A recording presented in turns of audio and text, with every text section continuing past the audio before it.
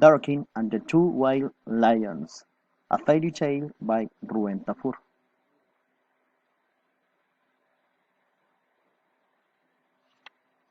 Once upon a time there was a strong boy called Darkin. He was on the way to see his friend Stifler when he decided to take a shortcut through Mysterious Park. It wasn't long before Darkin got lost. He looked around, but all he could see were trees. Nervously, he fell into his bag for his favorite toy, Gato Cosmico, but Gato Cosmico was nowhere to be found. Dark began to panic. He felt sure he had fucked Gato Cosmico. To make matters worse, he was starting to feel hungry. Unexpectedly, he saw a wild lion dressed in a blue jacket disappearing into the trees. How odd, thought Darkin, for the want of anything better to do. He decided to follow the peculiarly dressed lion. Perhaps it could tell him the way out of the forest. Eventually, Darkin reached a clearing. In the clearing were three houses, one made from corn, one made from soda, and one made from rubbers. Darkin could feel his tummy rumbling. Looking at the houses did nothing to ease his hunger. "Hello," he called.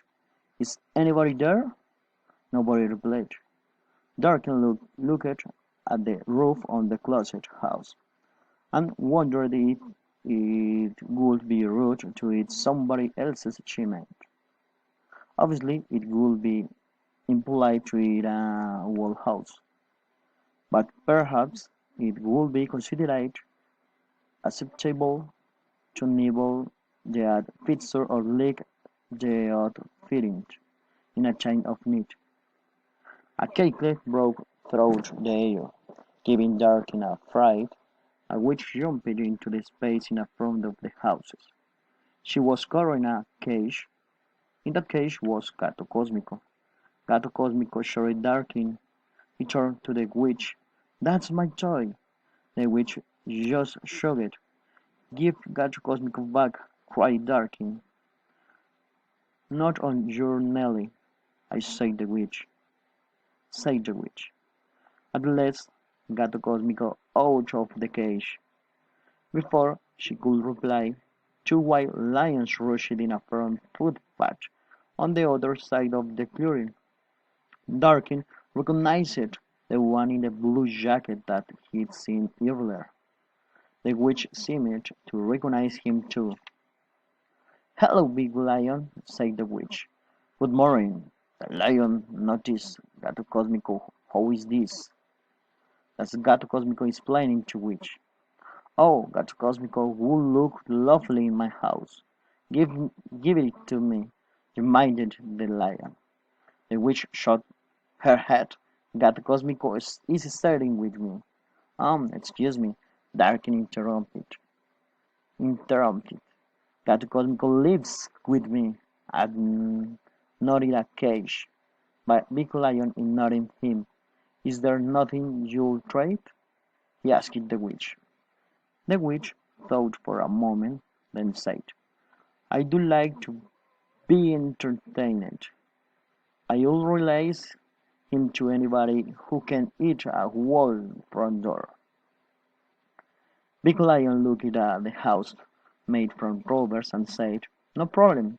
It could eat an entire house made from robbers if I wanted to."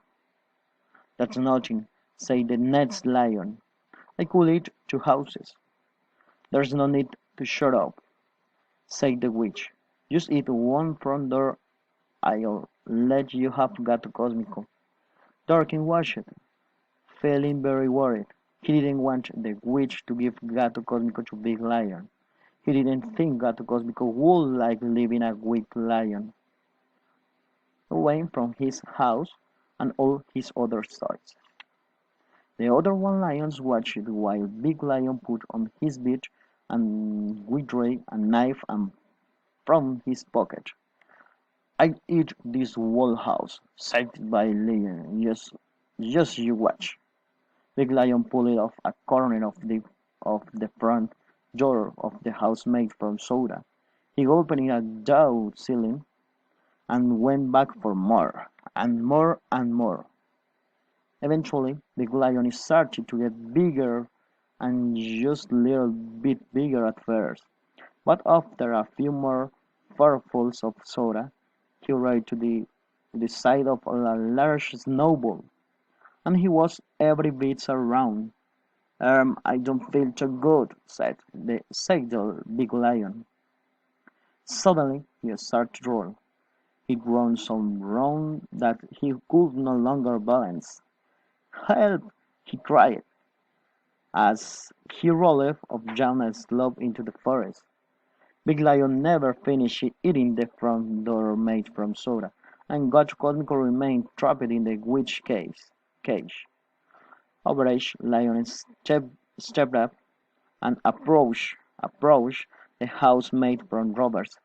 "I'll eat this whole house," said Average Lion. Just you watch." Average Lion pulled off a corner the front door of the house made from robbers. She opened it down smiling and went back for more, and more, and more. After a while, Average Lion started to look a little queasy. She got greener and greener. A woodcutter walked into the clearing. "What is this bush doing here?" he asked. "I'm not a bush, I am a lion," said Average Lion. "It tells," exclaimed the woodcutter. "Tooth-talking bushes are the worst kind. You'd better take it before somebody gets hurt." "No, wait!" cried Average Lion, as the woodcutter picked her up. But the woodcutter ignored her cries and carried the lion away under his arm. Average Lion never finished hitting the front door, made from robbers, and Gato Cosmico remained trapped into the witch cage. "That's it," said the witch. "I win.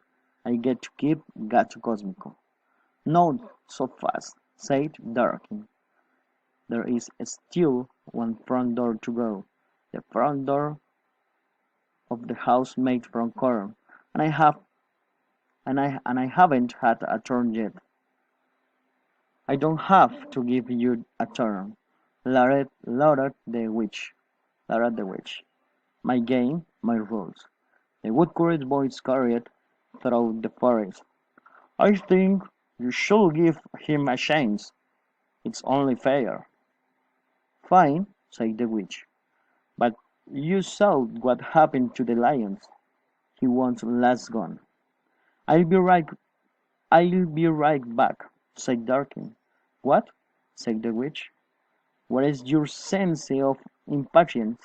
I thought I thought you wanted Gat Cosmico back." Darkin nodded. The witch gathered up a hefty pile of sticks. He came back to the clearing and started a small campfire. Carefully, he broke off a piece of the door of the house made from corn and tasted it over the fire.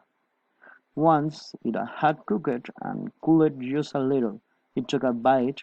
He quickly devoured the whole piece. Darky sat down and nearly laughed. "You failed," chuckled the witch. "You were supposed to eat the whole jar." "I haven't finished," explained Durkin. "I am just waiting for my foot to go down." When Durkin's foot had digested, he broke off another piece of the dough made from corn.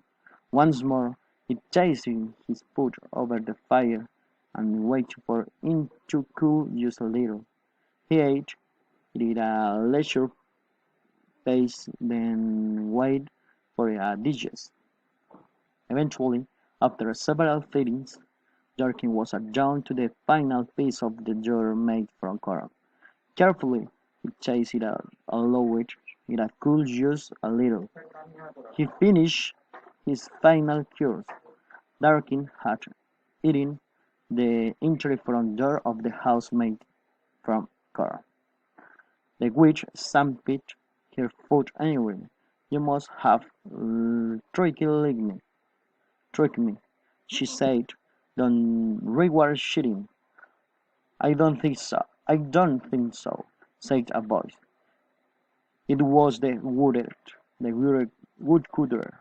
He walked back into the clearing, carrying his axe. His little boy won fair and square.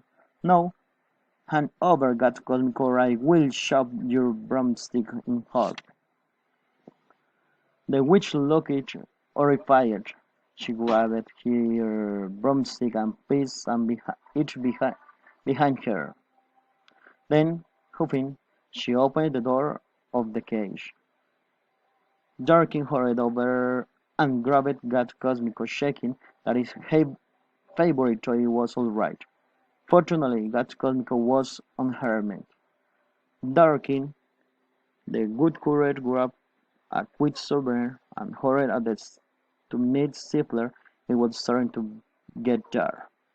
When Darkin when Darkin got to Stifler's house, his friend threw his arms around him. "I was so worried," cried Stifler. "You are very late." As Darkin described his day, he could tell that Stifler didn't believe him, so he grabbed a napkin from his pocket. "What is that?" asked Stifler.